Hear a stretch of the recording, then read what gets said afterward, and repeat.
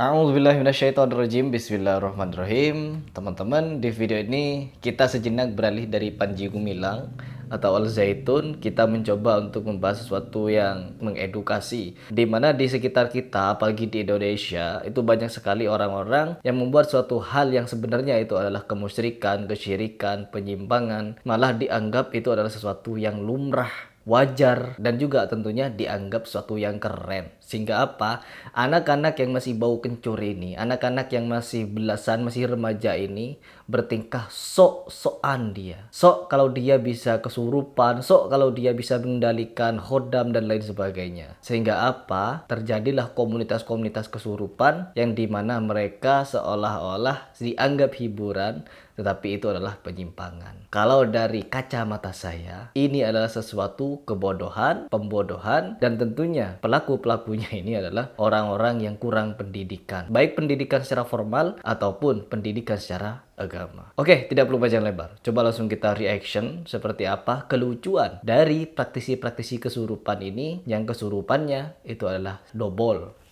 Di antara kalian pasti sudah familiar dengan wajah pemuda yang satu ini.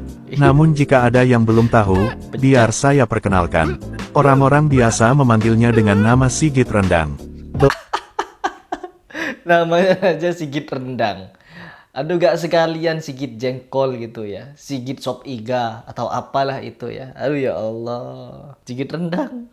Belakangan, Sigit Rendang ini menjadi semakin dikenal publik berkat beberapa aksinya yang mampu bertransformasi menjadi monster berang-berang ekor 69 yang sulit untuk Bertransformasi menjadi seekor berang-berang ekor 69. Kalah Naruto ya, Kyuubi-nya Naruto kalah banyak ekornya.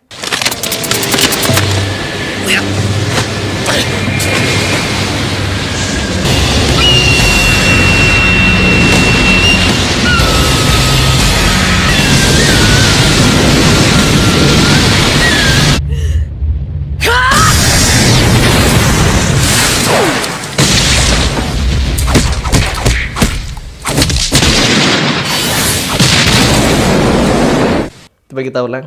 menjadi monster berang-berang ekor 69 yang sulit untuk dikendalikan.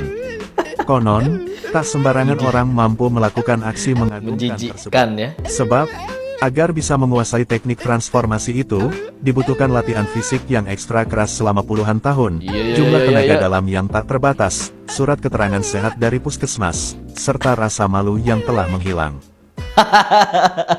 Serta rasa malu yang menghilang. Tuh lihat senyumannya ya, ikhlas sekali dia. Senyum-senyumnya itu yang di belakang juga katanya satu klub.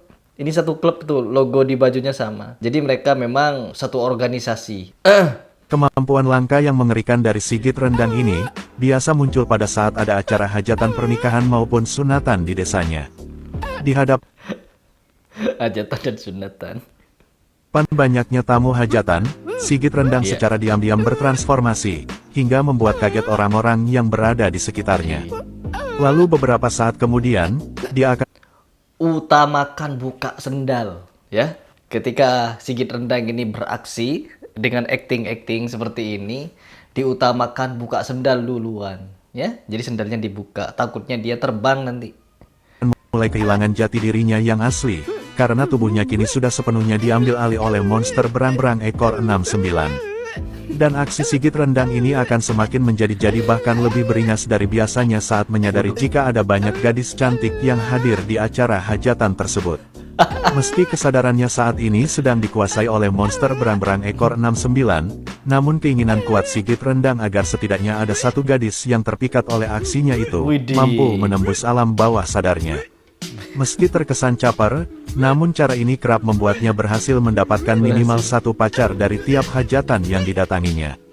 Melihat keberhasilan Sigit Rendang dalam mencari pacar lewat jalur transformasi, kini banyak pemuda di desanya yang tertarik dan ingin mengikuti jejaknya dengan mempelajari teknik transformasi seperti Sigit Rendang agar bisa ikut mendapatkan setidaknya satu pacar dari satu acara hajatan. Hingga kemudian muncullah nama-nama seperti Arif Lengkuas, Eko Balado, dan Rudi Kepala Ikan. Mereka adalah sedikit orang yang mampu lulus ujian dan menguasai teknik transformasi monster berang-berang ekor 69 di antara ratusan pemuda yang mencoba mempelajarinya. Mungkin sebagian dari kita kemudian bertanya-tanya, apa benar ada gadis yang akan terpikat dengan cara seperti itu? Faktanya memang Jawab. ada, sebab menurutnya kemampuan untuk menjadi pusat perhatian di tengah-tengah banyak orang dengan cara berguling-guling di atas tanah hingga mengotori pakaian adalah sesuatu yang keren dan tak banyak orang yang mampu melakukan hal semacam itu.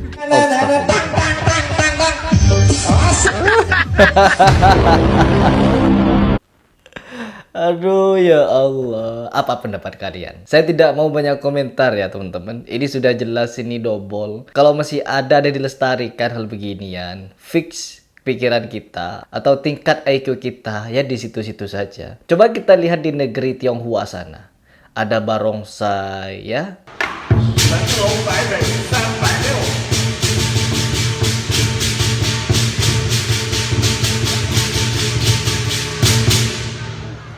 Ada beberapa hal yang di situ sangat luar biasa. Ditabuh juga, ya ditabuh alat-alat itu juga. Dan mereka atraksi di situ. Dan tak ada satupun di antara mereka yang kesurupan.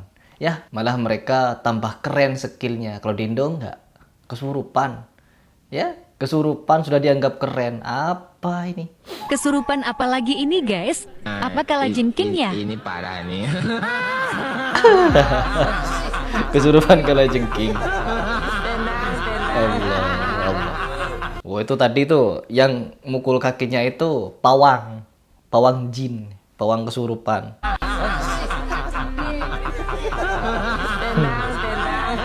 Ya Allah, Indonesia terjebak ya.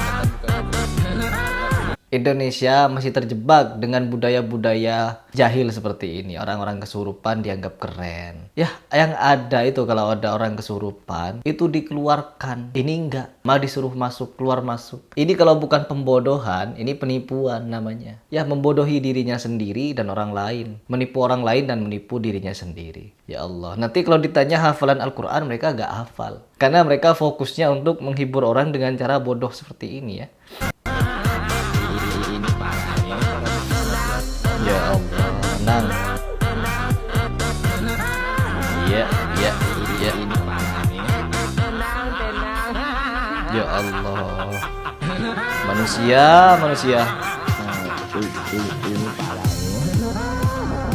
Ini manusia ya, meskipun gini-gini dia manusia. Ya Allah. Cuman akalnya mentok di kesurupan. Ini parah nih. Ini pawangnya ini.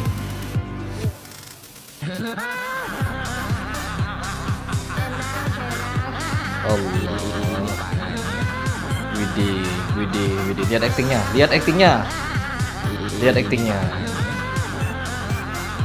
Widih. Saya sakti. Kesurupan apalagi? Udah ya teman-teman, saya tidak mau menjelaskan panjang lebar. Biar teman saya saja yang menjelaskan, yaitu Mas Rizky Maisha Putra. Seperti ini. Sebagai seorang praktisi ruqyah, saya sangat miris melihat tontonan seperti ini teman-teman. Banyak di luar sana orang-orang yang ingin sembuh dari kesurupan. Banyak yang mendatangi praktisi ruqyah, ingin diruqyah agar sembuh, agar jangan lagi kesurupan jin. Di video ini teman-teman, dia sengaja mempertontonkan kehadapan kita, khalayak umum, ke hadapan publik, adegan kesurupan teman-teman. Pertanyaannya, apakah mungkin jin itu bisa merasuki atau menyerupi tubuh manusia? Saya teringat sebuah hadis yang pernah disampaikan oleh Rasulullah SAW. Inna syaitana yajri minal insana majradam. Sesungguhnya syaitan itu mengalir di dalam aliran darah anak cucu keturunan Nabi Adam alaihissalam. Artinya di sini teman-teman, jin itu ataupun syaitan bisa masuk ke dalam tubuh manusia. Secara fitrah, jin itu sangat sulit untuk merasuki tubuh manusia, mengendalikan manusia, seperti adegan di dalam video tadi. Karena teman-teman, manusia itu memiliki benteng gaib yang tidak bisa kita lihat, benteng antara dimensi kita dengan dimensi alam jin. Namun ada manusia yang sengaja mengundang jin untuk masuk ke dalam tubuhnya. Tentu saja dengan melakukan ritual-ritual tertentu, ritual-ritual yang tidak sesuai dengan syar'i. Bukan hanya itu teman-teman, ada juga orang yang terkena gangguan jin yang disebut dengan jin leluhur atau juga disebut dengan jin nasab, yaitu para leluhurnya yang terdahulu pernah bekerja sama dengan bangsa jin, dan sebelum meninggalnya dia tidak memutuskan hubungannya ataupun perjanjiannya dengan bangsa jin tersebut, sehingga jin-jin tersebut mengganggu anak cucu keturunannya. Selain dari itu teman-teman, juga ada jin nasab yang terkena pengaruh sihir. Artinya, bisa jadi dulu leluhur mereka pernah terkena sihir. Ada khodam dari sihirnya, yang mana sebelum meninggalnya, leluhur mereka ini tidak sembuh dari sihirnya. Sehingga khodam sihir ini teman-teman mengganggu anak cucu keturunannya. Sehingga anak cucu keturunannya ini sangat mudah untuk dirasuki oleh jin tersebut, apalagi oleh jin-jin lain. Dalam artian, dalam bahasa saya, portal ataupun dinding dimensi gaibnya yang tadi saya bahas bisa mudah ditembus oleh bangsa jin lainnya. Dindingnya ini sudah bolong teman-teman, sudah berlubang. Ini dalam bahasa saya agar teman-teman mudah memahaminya.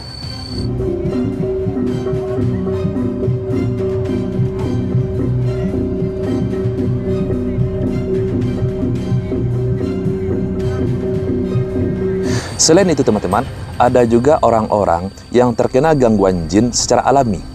Dalam artian, orang-orang tersebut tidak pernah melakukan ritual kesyirikan ataupun ritual-ritual yang tidak sesuai dengan syar'i, namun terjadi tanpa atas kehendaknya sendiri. Yaitu orang-orang yang lalai dalam ibadahnya, tidak mengenal akidah, akidahnya rusak, tauhidnya tidak betul, tidak pernah sholat, tidak pernah baca Al-Quran, apalagi melalaikan sunnah Nabi kita. Nah, orang-orang ini teman-teman, mereka sebetulnya tidak menginginkan terjadinya gangguan jin atau kesurupan. Namun karena kelalaian mereka terhadap ibadah, tidak mengenal Allah, akidahnya rusak, maka jin tersebut bisa mengganggunya, bahkan bisa masuk ke dalam tubuhnya. Kembali kepada video tadi teman-teman. Di dalam video tadi teman-teman, bisa saja mereka hanya melakukan atraksi kesurupan, pura-pura kesurupan. Namun teman-teman, juga bisa mereka itu benar-benar kesurupan lalu melakukan aksinya teman-teman. Nah, jika demikian teman-teman, betul-betul kesurupan, artinya tentu saja mereka ini ada di dalam pembahasan kita tadi. Bisa jadi mereka sebelum melakukan kesenian sudah melakukan ritual-ritual yang tidak sesuai dengan syar'i. Bisa jadi bertahun-tahun yang lalu mereka sudah melatih, sengaja mengundang khodam, melakukan ritual-ritual kesyirikan atau ritual-ritual yang tidak sesuai dengan ajaran agama kita. Yang mana tujuan mereka, ritual-ritual tersebut untuk mengundang jin khodam untuk masuk ke dalam tubuhnya. Sengaja diundang teman-teman. Tujuannya apa?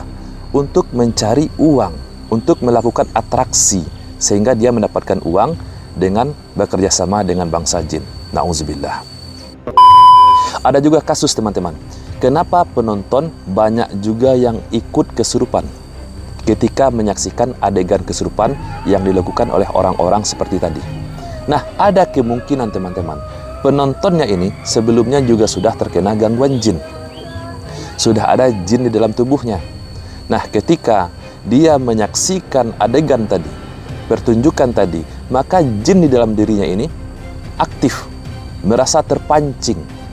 Dan ketika alam bawah sadarnya mulai menguasai penonton tadi, maka jin ini yang ada di dalam tubuhnya ini mengambil alih kesadarannya dan ikut kesurupan. Na'udzubillah.